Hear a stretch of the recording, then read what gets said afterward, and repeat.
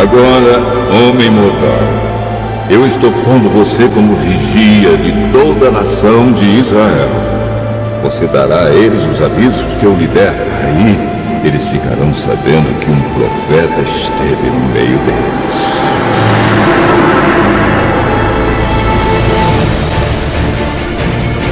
Uma coisa comigo, vou te pregar, ainda é tempo, vou te louvar, ainda é tempo, vou te profetizar, ainda é tempo. Enquanto maior a perseguição, maior é a vitória de Deus para a tua vida, maior é a carga do ministério, maior é a porção de unção. Tem muita gente que é como a igreja de Corinto, tem todos os dons que são necessários, mas não tem vida no altar com Deus. São pessoas cheias de agenda, mas vazias de caráter. Mas que se nós perseverarmos, vai acontecer. Dentro de você tem um potencial. Não para de pregar, não para de orar, não para de jejuar, não para de servir a Deus, não para de sonhar. Eu mesmo tenho que me levantar, eu mesmo tenho que orar, eu mesmo tenho que buscar a verdade, eu mesmo tenho que jejuar e me lamentar e pedir perdão dos meus pecados. Irmão, que eu tenho uma palavra de Deus para a tua vida. Passa por isso de cabeça erguida, porque tem ministério sendo levantado aqui nesta noite, tem ministério sendo erguido aqui. A presença de Deus está aqui. Não mudou o pensamento de Deus ao teu respeito, não. Ainda que os vossos pecados sejam vermelhos como o carmesim, eu vos tornarei branco como a neve. O sangue de Jesus te purifica de todo o pecado. A mensagem da cruz vai voltar para as igrejas, a mensagem da cruz vai voltar para os congressos, a mensagem da cruz vai voltar para as vigílias, a mensagem das cruzes vai voltar para as escolas dominicais. Deus vai levantar pregadores que pregam sobre cruz.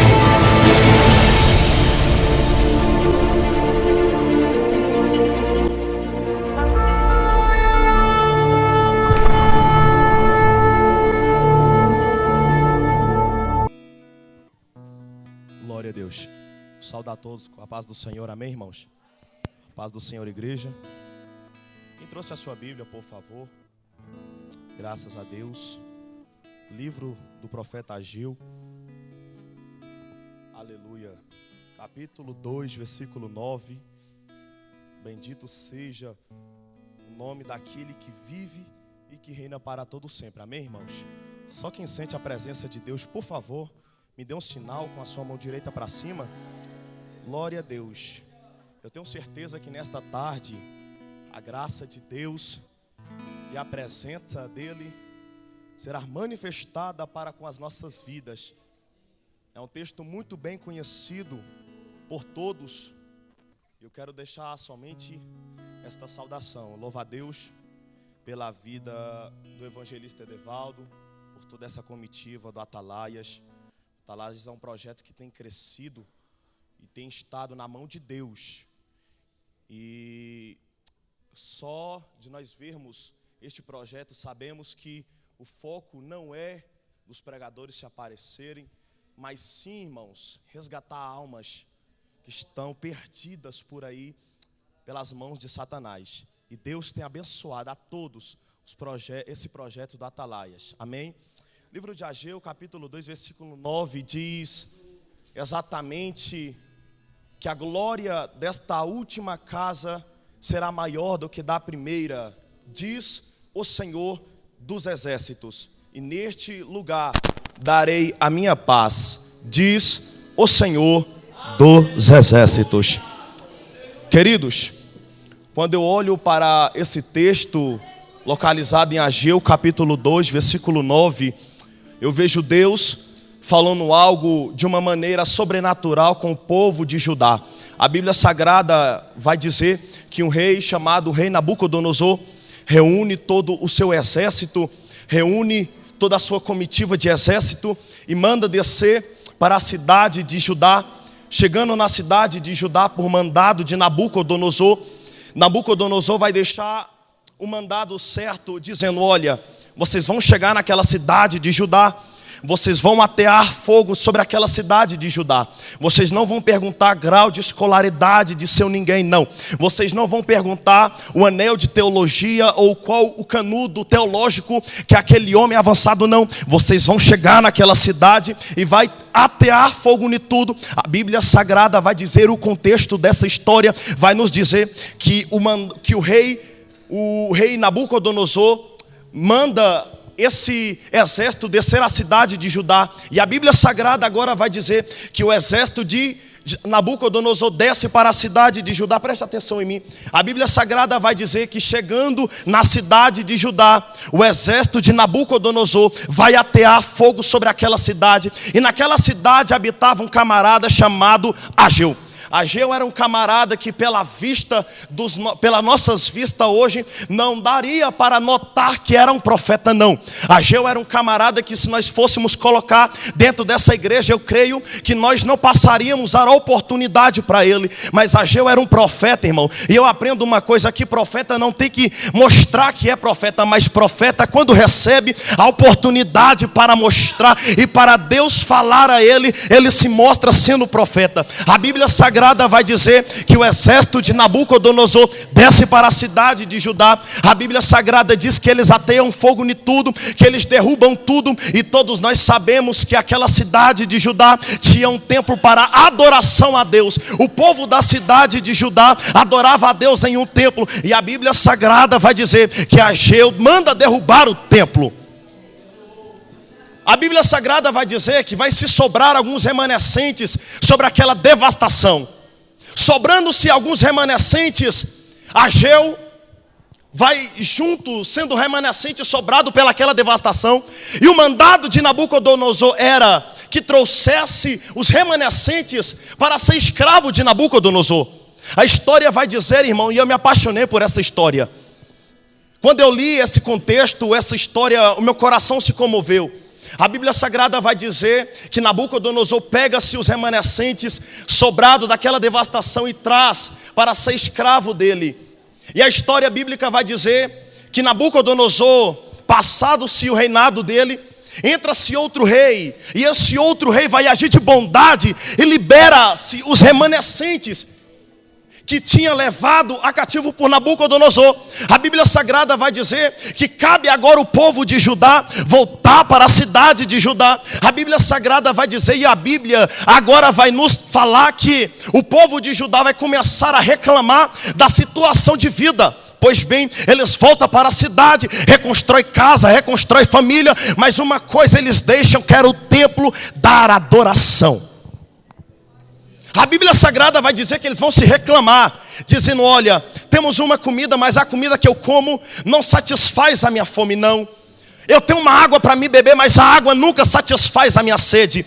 E Deus em uma madrugada vai visitar Ageu, dizendo: Ageu, tu vai fazer um favor para mim, Ageu. Ageu sendo profeta e homem de Deus, Deus vai falar: Ageu, você vai descer e vai falar para aquele povo que estão vivendo desse jeito. Por quê? Porque estão dando muito crédito sobre as coisas terrenas e estão esquecendo da minha presença. Ageu, você vai dizer essa coisa aqui, essa verdade para eles, Ageu.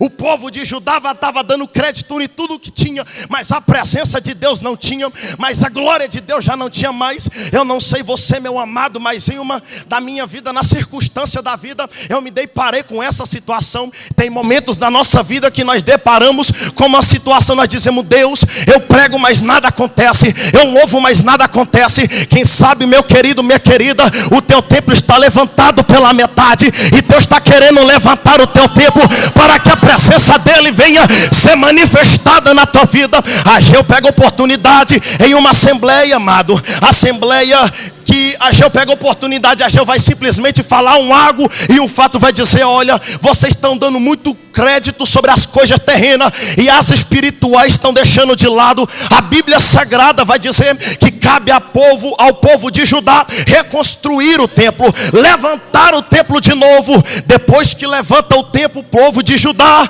depois que aquele povo vai levantar o templo, Deus visita Ageu sobre uma madrugada, pastor Daniel Santos, de novo, e vai dizer: Ageu, tu vai falar essa verdade aqui. Depois que levantar o templo, depois que edificar o templo, a minha glória vai ser renovada sobre a presença dele. O que mais me incomoda hoje é porque tem muito pregador, irmão, não sino no Atalaias, que quer pregar bem, mas não tem coragem de dobrar o joelho para tirar pelo menos 30 minutos de oração. Meu querido e minha querida, não existe glória, não existe palavra boa se não tiver templo edificado. Não existe saudação boa se não tiver templo edificado. O que Deus precisa levantar sobre os últimos dias é pregadores que tenham templo edificado, é pregadores que tenham templo edificado. Eu não sei o arabandara súbia. Se eu fosse você, eu levantava a mão direita para cima, porque enquanto você levanta a mão, Deus vai reconstruindo o templo, Deus vai restaurando o templo. E aí vai você ver que depois que você for louvar com a presença de Deus no templo, a glória de Deus vai ser manifestada. Mas para aqueles que acreditam e creem nisso aqui, o negócio é, irmão, fácil é eu pregar e ter uma eloquência de pregador e não ter o templo edificado. Para mim não vale, irmão. Fácil é eu chegar aqui, jogar uma saudação que faz todo mundo se comover sobre a conduta de vida está destruída. Graças a Deus que Deus tem levantado atalaias nessa última geração. Aleluia, que tem falado, pregado a verdade, tem vivido a verdade que prega. Aleluia. Deixa eu dizer uma coisa para você aqui, e que Deus está mandando eu dizer de bem fato é que tem pessoas que entraram sobre essa igreja, que só Deus sabe o coração como é que está, dizendo: Deus, eu vou parar de profetizar, eu vou parar, Deus querido, de pregar. E Deus está dizendo: não pare, eu tenho uma edificação de templo para a tua vida. E Deus está dizendo: não pare de louvar, eu tenho uma edificação de templo para o teu ministério. Ei, deixa eu dizer uma coisa: o povo que está falando da tua vida não paga as tuas contas. O povo que está falando do teu ministério não paga preço igual você paga. Então pensa uma coisa comigo: vou te pregar, ainda é tempo. Vou te louvar, ainda é tempo. Vou te profetizar, ainda é tempo. Levante a mão para cima, labandara xúria, delembara céu de que candoraia, orabandara súria. O meu Deus manda eu dizer para alguns crentes pentecostais e que acreditam nisso aqui, Ele manda eu dizer apenas essa verdade aqui. Diga: Jonathan, fala para o meu povo que eu estou com algo espiritual para aqueles que estão a fim de levantar o tempo nessa tarde. Levante a mão para cima, você vai entender agora. Eu vou contar de 1 até 3. Isso aqui, irmão, é para quem que acredita. Aleluia. Eu vou contar de 1 até 3. No 3 tu vai dar um salto da tua cadeira e vai dar um glória mais gostoso que você puder, que através desse glória o teu templo vai ser edificado. Eu conto 1, Pai, está aí os templos que vão se levantar de novo. Eu conto 2, Espírito Santo, renova as nossas forças nessa tarde. Eu conto 3, pula da cadeira, pula da... Aleluia. Eu cumprimento os irmãos com a paz do Senhor Jesus. Vamos ler um texto que está registrado no Evangelho de Marcos, no seu capítulo de número 11.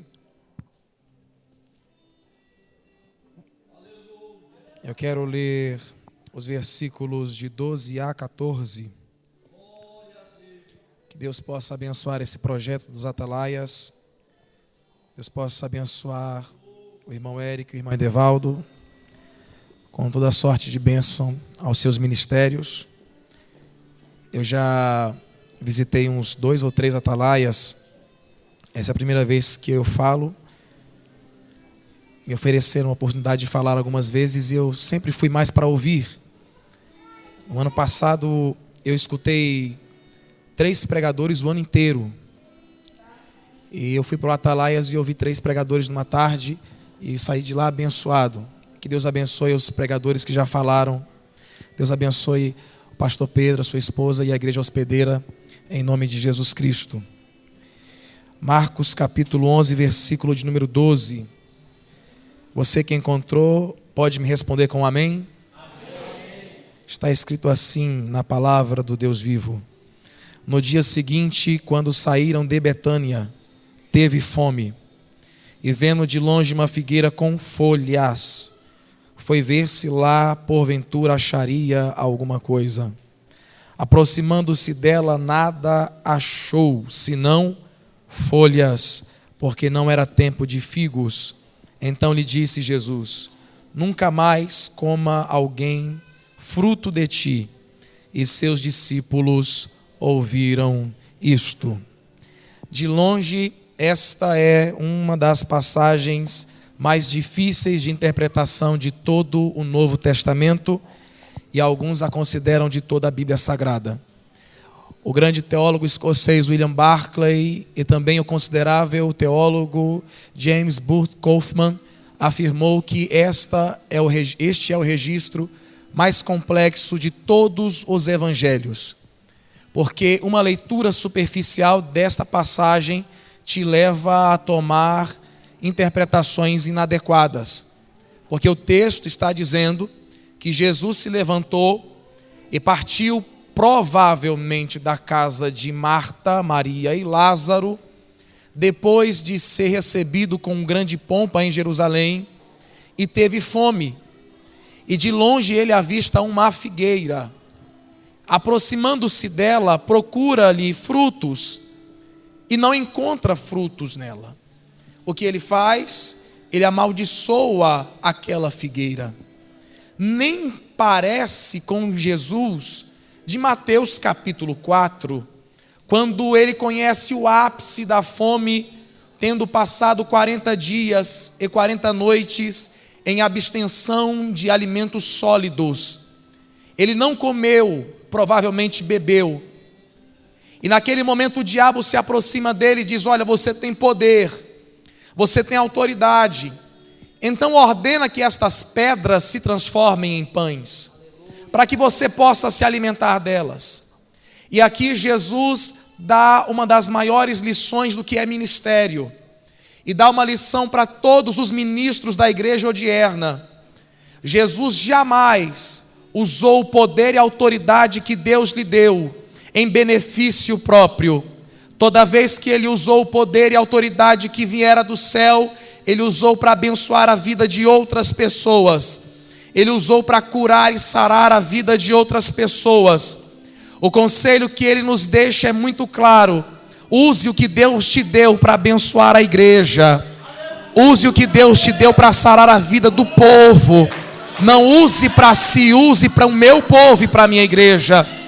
Mas o mesmo Jesus que agora havera feito isso, está amaldiçoando a figueira, e Marcos faz questão de enfatizar que não era tempo de frutos. Kenneth Bailey diz que a figueira floresce, dá frutos durante 10 meses do ano. Os únicos 2 meses que ela não frutifica é justamente abril e maio, os meses que precediam as grandes festas, a da Páscoa e do Pentecostes. Jesus está mais precisamente próximo ao dia 15 de abril, não tinha fruto de qualquer forma. Por que é que ele toma essa decisão tão radical? Nós devemos entender a fisiologia da árvore, porque a figueira é diferente das hortaliças do mundo inteiro. Ela primeiro gera flor, depois fruto, depois é que ela lança sobre si as folhagens. De maneira que cada vez que alguém via uma figueira de longe e que havia nela folhagem, eles deduziam: se há folhagem na figueira, é porque já existe fruto sobre ela. De longe diz a Bíblia que ele viu porque ela tinha folhagens. E o texto ressalta: uma figueira que havia folhas, sugerindo que haviam outras figueiras sem folhas. Jesus se aproxima dela porque aquela figueira faz uma propaganda enganosa. Ela parece ter frutos, mas não tem frutos. É uma figueira que só vive de aparência. Esta mensagem é direcionada a Israel, mas cabe muito bem na igreja odierna, porque tem muita gente que só é aparência. Parece que tem, mas não tem. Parece que faz, mas não faz. Parece que vai, mas não vai. Parece que vive, mas não vive. A nossa geração vive o problema da imagem. E a imagem é importante para um cristão, mas a imagem não é tudo. Hoje em dia é muita selfie para pouco fruto. É muita propaganda para pouco fruto. é muito marketing para pouco fruto. A árvore não se conhece pela folhagem que tem, a árvore se conhece pelo fruto que ela gera e que ela demonstra. Mateus capítulo 7, versículo 20: conhecereis a árvore pelos seus frutos.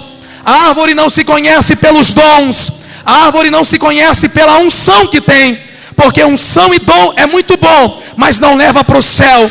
Porque 1 Samuel capítulo 26, 24, versículo 6 está escrito que Davi teve a oportunidade de matar Saul, mas naquele momento que Davi faz, longe de mim tocar em um ungido do Senhor. O que Davi está dizendo é o seguinte: olha, se Deus o ungiu, não sou eu que vou fazer justiça sobre ele. Ele pode estar fazendo o que é errado, pode estar fazendo o que não deve, mas o ungido acerta as contas é com Deus. É Deus que acerta as contas com ele. Não precisa fazer justiça com a própria língua. Se o ungido caiu ou se está fazendo errado, Deus vai acertar as contas com ele. De duas, uma vai acontecer: ou esta árvore é adubada para produzir, ou ele arranca ela do solo. Mas quem faz isso é Deus sobre a árvore. Segundo lugar, os dons do Espírito são excelentes, mas não garantem salvação. Mateus capítulo 7, versículo 22: olha, Senhor, em teu nome nós profetizamos, expulsamos demônios e também fizemos milagres no teu nome. Jesus olhou para eles e disse: apartai-vos de mim, porque eu não vos conheço. Porque tem muita gente que é como a igreja de Corinto, tem todos os dons que são necessários, mas não tem vida no altar com Deus. São pessoas cheias de agenda, mas vazias de caráter. Pregador, para ser pregador, tem que ter caráter, e caráter é o fruto do Espírito Santo. Eu vim aqui esta tarde para dar um conselho aos novos pregadores, um conselho de alguém que há 13 anos empunha este evangelho com a sua própria vida. Para ser cristão não basta ter dons, não basta ter agenda, tem que ter caráter, tem que ter fruto, tem que ter a presença do Espírito.